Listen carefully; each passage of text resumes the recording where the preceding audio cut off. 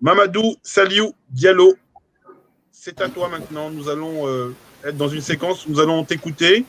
Bien. Bienvenue vraiment dans ce moment. C'est très important pour moi de t'accueillir.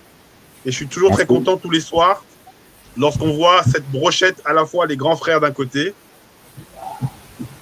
et la petite sœur ou le petit frère. C'est une image très très belle qui symbolise le positionnement de Jimmy Coder.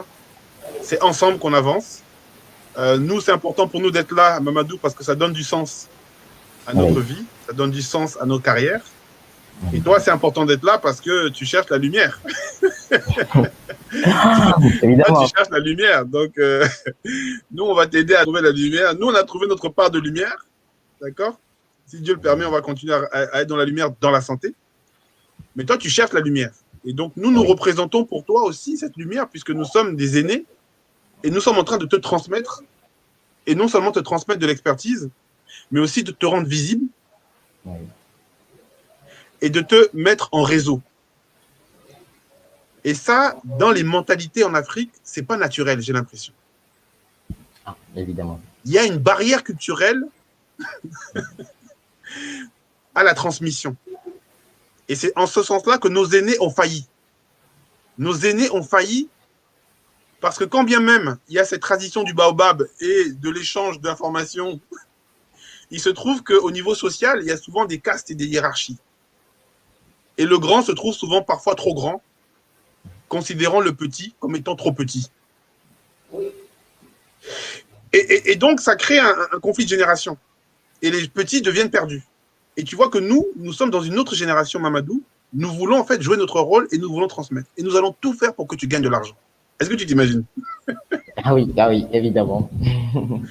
C'est-à-dire que notre raison d'être converge vers ta raison d'espérer un lendemain meilleur. Et donc, moi, je voudrais, Mamadou, que tu te présentes, que tu nous dises qui tu es, quel est ton parcours, tu viens d'où, tu as fait quelles études. Je sais que tu as fait l'anglais et je sais aussi que tu as fait le site de la première dame de Guinée. C'est bien ça, hein? Oui, évidemment. Ah oui, attention, les amis, là. Vraiment, le petit, là, c'est pas n'importe qui. Hein. Moi, je me suis renseigné. J'ai mené mon enquête. Je vous dis que ce monsieur a créé le site internet d'une organisation de la première dame de Guinée. Vraiment, les Guinéens qui nous écoutent, là, vraiment, il faut savoir qu'on n'a pas affaire à n'importe qui déjà. Moi, j'ai choisi mes invités. Hein. C'est un fort. Ah non, je te dis. Le monsieur n'est pas n'importe qui. Donc, à tous les Guinéens de la terre qui nous écoutent, il faut respecter déjà le petit. Peut-être que vous ne le connaissiez pas, mais nous, on l'a identifié. Et nous savons que c'est un jeune homme qui a de la valeur. Il est sur LinkedIn. D'ailleurs, on l'a conseillé hein, parce que c'est aujourd'hui même que je lui ai dit, mon petit, ton LinkedIn ne peut pas rester comme ça. Non, il faut rajouter la bannière. Il faut mettre ta photo. Mon petit, c'est comment? Toi, tu veux la lumière et puis tu restes dans l'obscurité? C'est pas normal. Voilà le petit conseil, le genre de conseil que les aînés doivent donner en fait aux petits frères. Voilà, je t'écoute. Qui est Mamadou Diallo?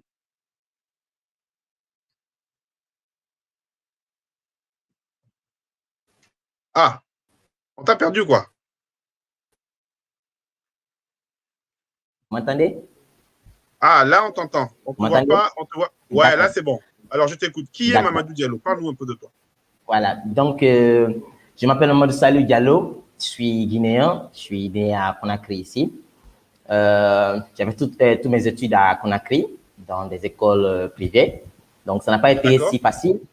Donc, le parcours du primaire, du collège jusqu'au lycée, jusqu'à l'obtention du baccalauréat, malheureusement que j'ai pas eu des mentors qui ont su me dire de faire les sciences mathématiques autant, parce qu'en ce moment, voilà, il n'y avait pas assez de personnes qui me coachaient. Là, j'ai fait les sciences sociales et l'État m'a orienté vers l'anglais, d'autant que je me disais que je pouvais faire mieux, mais là, j'ai accepté d'apprendre cette langue.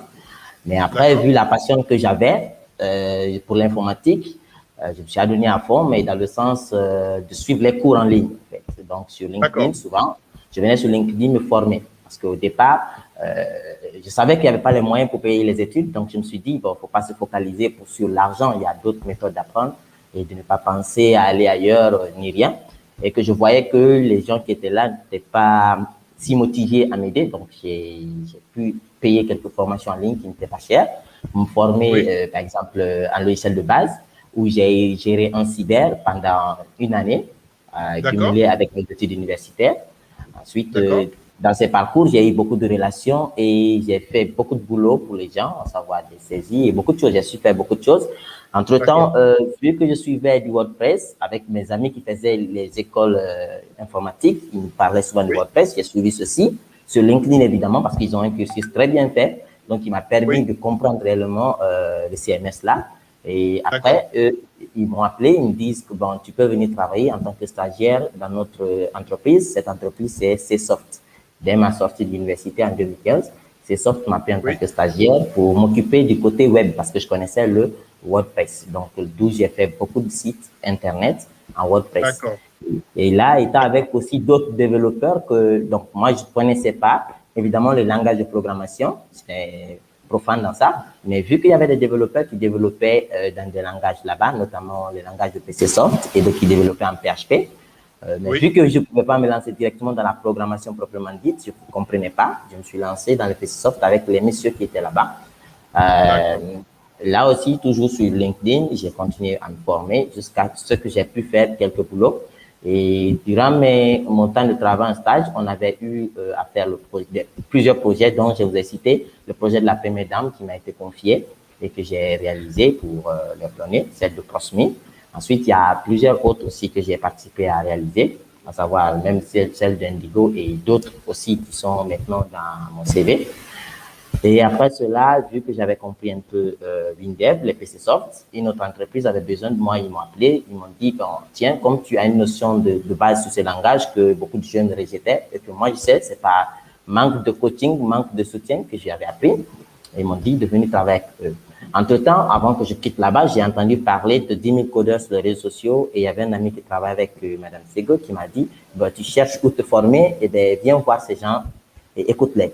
Donc, j'ai tout fait. J'ai même chômé mon boulot ce jour-là pour être voilà, à la réunion, à la Blue Zone. Donc, j'ai été tellement ému que j'ai voulu me faire remarquer ce jour, si vous avez constaté. Eh bien, j'ai tout fait pour que vous puissiez me voir, pour que vous puissiez savoir que je suis motivé. J'ai envie de quelqu'un qui va me valoriser, me pousser, me donner le courage. Parce que ce qui m'a poussé encore de plus à apprendre, franchement, c'est les 10 000 codeurs. Ils m'ont montré que tout le monde peut. Auparavant, on me disait, tu n'es pas mathématicien, tu ne peux pas. Mais là, 10 000 codeurs m'a dit que tu peux. Quel qu'en soit ce que tu apprends, il suffit la volonté. Tu pourras. Donc, depuis ce jour-là, j'ai serré les coudes, j'ai tout fait pour passer tous les examens qu'on a eu à faire avec Mme Sego, les tests, tout ça. Et ensuite, d'avoir la chance de participer à 10 000 codeurs parce que il y a bien sûr le mérite et le courage, mais aussi il y a la chance d'être avec vous. Donc, de ce fait, dès que vous étiez parti en France, donc l'entreprise m'a appelé pour que je sois responsable IT de leur entreprise. Comme je connaissais beaucoup d'astuces, je savais faire des sites, je savais faire des petites applications, même si c'est pas de haute qualité. Donc, j'ai continué à travailler, avoir un peu mes gains. Comme ça m'a aidé financièrement à continuer à suivre mes études et aujourd'hui, même me faciliter à payer les cotisations. Et tout ça, franchement, grâce à la motivation que vous nous avez donnée depuis le début. Donc, aujourd'hui, jusqu'à présent, je suis dans cette entreprise et franchement, les cours encore qu'on reçoit actuellement, les gens me sollicitent même déjà, vu qu'on me voit tout le temps. Ils disent, tu sais faire en Java. Je dis, bon, on n'est pas d'abord expert, mais le peu qu'on connaît, quand on discute avec les gens, ils disent, ben, on connaît tout. Mais on dit non, on est juste dans un module. Alors, ça nous épate un peu des fois. Parce que je parle à tout le monde, j'ai dit, eh bien, c'est M. Douglas qui nous forme. S'il nous forme, c'est plus rapide. C'est très facile.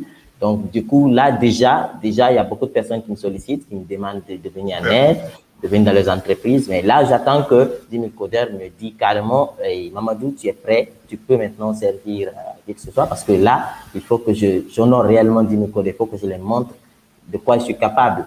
Parce que moi, si c'est pour suivre la rigueur, le sérieux, ça, je l'ai déjà. Et ce qui nous manquait, nous, surtout nous, la jeunesse, c'est le coaching. Quelqu'un qui est là, qui ne te ment pas, qui est là, qui te dit, vas-y, c'est comme ça, voici le chemin.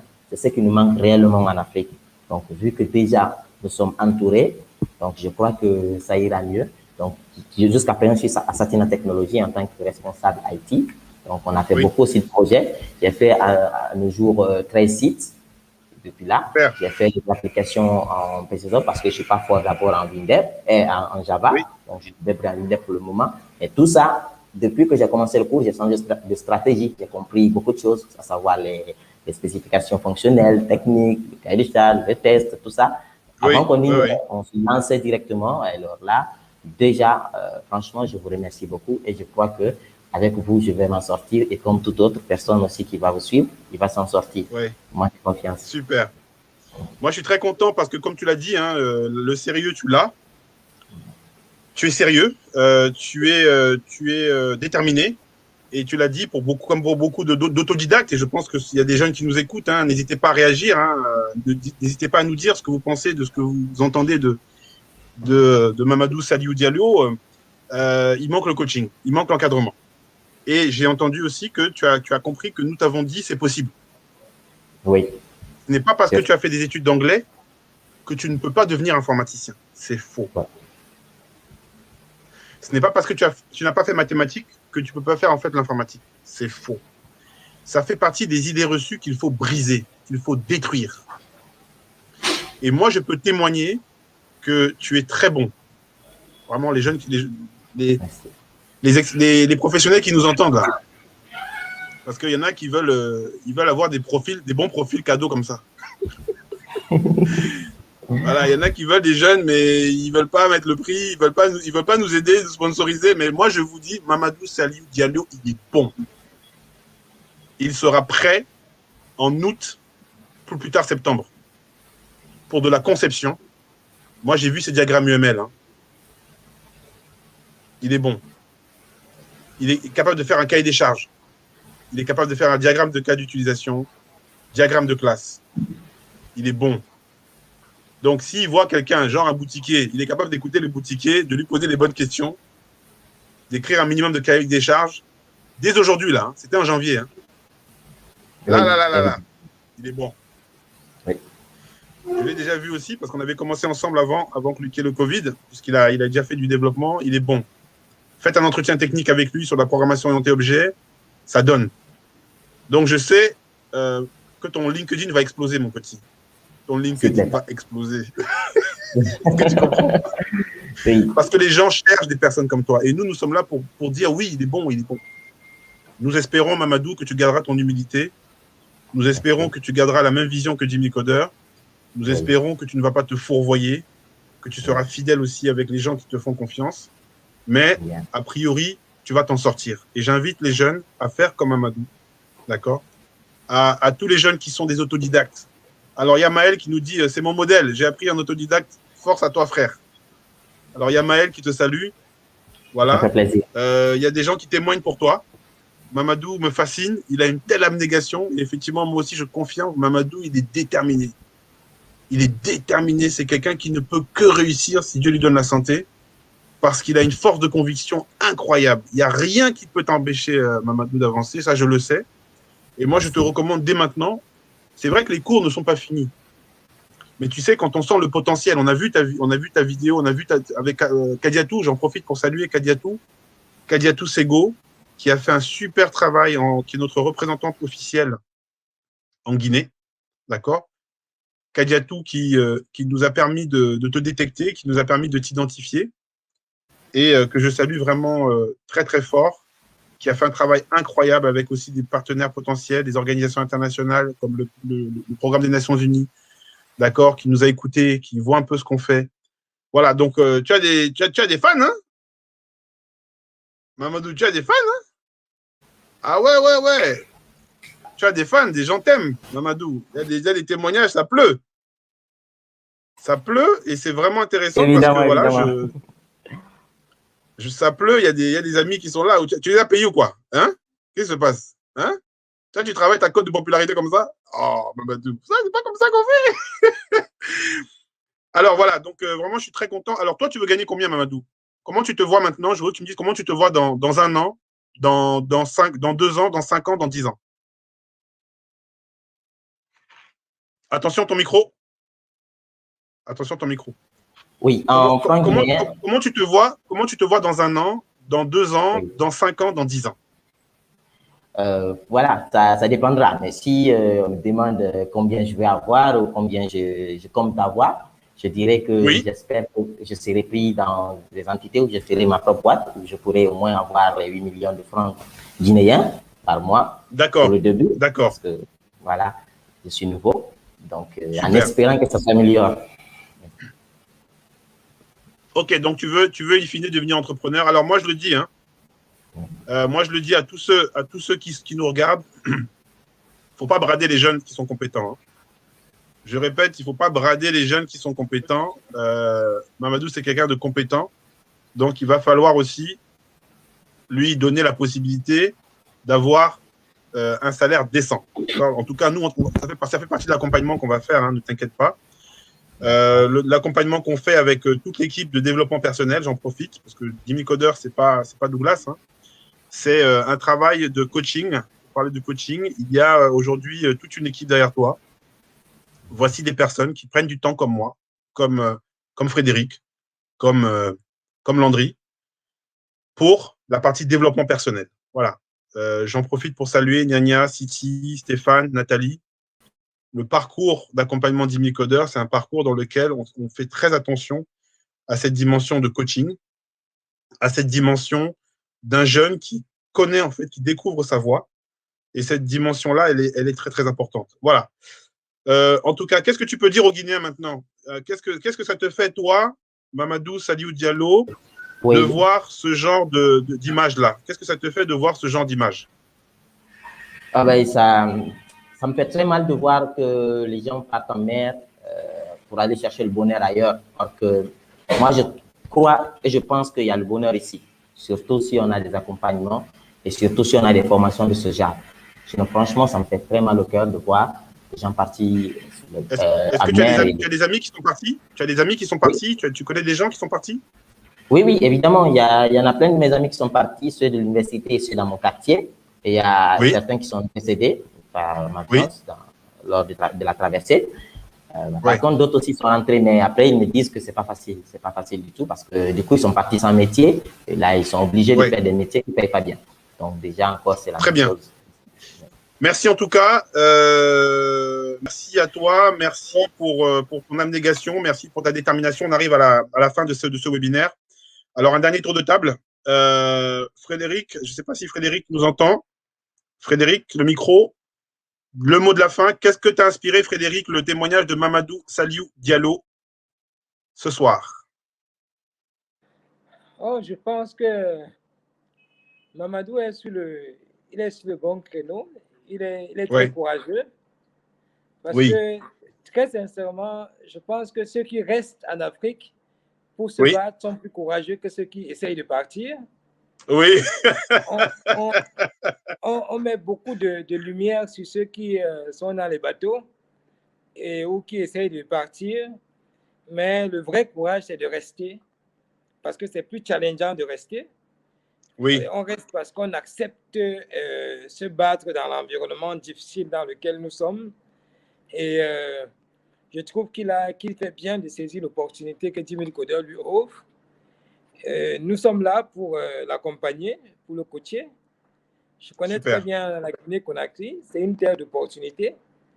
Ouais. Il y a quelques années, on venait faire des intégrations pour Areba, qui est devenu MTN, ou pour d'autres opérateurs, causes et autres. Aujourd'hui, je pense que dans le numérique, il y aura de plus en plus de jeunes comme Mamadou. Je souhaite qu'il soit un pionnier. L'industrie du numérique a une très forte demande et les gouvernants en Guinée sont très ouverts à tout ce qui est digitalisation aussi. Et je pense qu'il faut qu'ils se mettent encore plus au travail pour pouvoir être un vrai exemple et rapidement devenir un grand frère aussi. Donc, c'est ça le vrai courage. Le vrai courage n'est pas de partir, c'est de rester. Donc, je lui souhaite bon vent et qu'il sache qu'on est disponible et disposé dans le réseau 10 000 codeurs à l'accompagner et à faire de lui un ambassadeur digne de ce nom. Super. Merci en tout cas pour ce retour et ce témoignage. Je suis d'accord avec toi. Alors, il y a une question. 1 million de francs guinéens, ça fait combien en CFA? Mamadou? 1 million ou en euros? En euros, je crois qu'il faut diviser par… Non, c'est 100 euros peut faire plus qu'un million, mais 100 euros. Ouais, je crois qu'il faut diviser par 10. Ouais. Alors, je sais plus, j'ai plus la conversion en tête. On va demander. Landry, est-ce que tu peux me faire un petit peu ton retour sur ce que tu as entendu de Mamadou Saliou Diallo? Moi, je suis impressionné par le parcours de Mamadou parce qu'il a déjà fait aujourd'hui le site web de la première dame, etc. Donc, franchement, il a du parcours potentiel. Et moi, je sais que je suis confiant sur le fait qu'il va réussir. Il va trouver un bon boulot. Il va être très bientôt un grand frère, comme a dit Frédéric. Donc là, je ne suis pas inquiet là-dessus. Et je ne peux que lui souhaiter une bonne continuation et qu'il reste persévérant dans ce qu'il fait aujourd'hui. Et en plus, on sera toujours disponible pour si tu as des questions, voilà, donc on sera disponible pour t'accompagner au cas où, donc n'hésite pas. C'est notre rôle de grand frère de t'accompagner. Et moi, je pense que déjà, on a vu à travers les commentaires comment tu inspires déjà des autres. Tu inspires déjà. Tout à fait. Donc, en quelque sorte, tu es déjà en train de devenir un grand frère. Tout à fait. Ouais. Effectivement, bonne remarque. On voit que les jeunes te connaissent. Voilà, tu vois, nous, on ne fait que te révéler. Nous sommes un révélateur de potentiel. C'est ça, Dieu nous a donné comme mission. On révèle les potentiels. Très, très, très bien. Alors, je voudrais faire une dédicace à une grande dame de Dimi Codeur au niveau de la Guinée. Elle s'appelle Kadiatou Sego. Kadiatou Sego, c'est une femme extraordinaire qui nous a convaincus, Dimi Codeur, justement d'ouvrir une antenne en Guinée.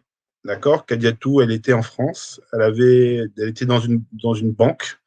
Elle était confortable et puis elle a choisi de partir en Guinée, se rapprocher de ses parents. Elle a choisi de donner du sens aussi à sa vie. Elle a décidé de se rapprocher de ses frères guinéens. Et c'est aujourd'hui Kadiatou qui nous a permis de sélectionner Mamadou Saliou Diallo. Donc, dédicace à Kadiatou. Elle a aujourd'hui une activité en Guinée, d'accord, avec K-Concept, d'accord. Elle a une activité en Guinée. Elle est entre la France et la Guinée. Elle est très, très, très, très souvent en Guinée. Elle est basée en Guinée. Donc, c'est vraiment, vraiment une grande dame et je voulais la remercier. Merci à toi, Mamadou, pour ton témoignage. Merci pour la détermination qui est la tienne, parce que comme tu l'as dit, oui, on est un peu de chance, mais moi, j'ai vu que tu as un matériau qui est fort. Et nous, notre travail, c'est vraiment justement de transformer la détermination de gens comme toi en compétences. Voilà, on arrive à la fin. Donc, rendez-vous, tous ceux qui veulent savoir où est-ce qu'il va devenir. Vous savez, en septembre, si Dieu le permet, avant la fin de l'année, tu vas revenir. Et cette fois-ci, tes poches seront pleines. On ne sait pas si tu auras choisi de rester en Guinée, d'aller dans la sous-région. Peut-être que tu vas aller à l'international, parce que tu parles anglais. Hein, c'est un atout. Tu sais, tu parles anglais.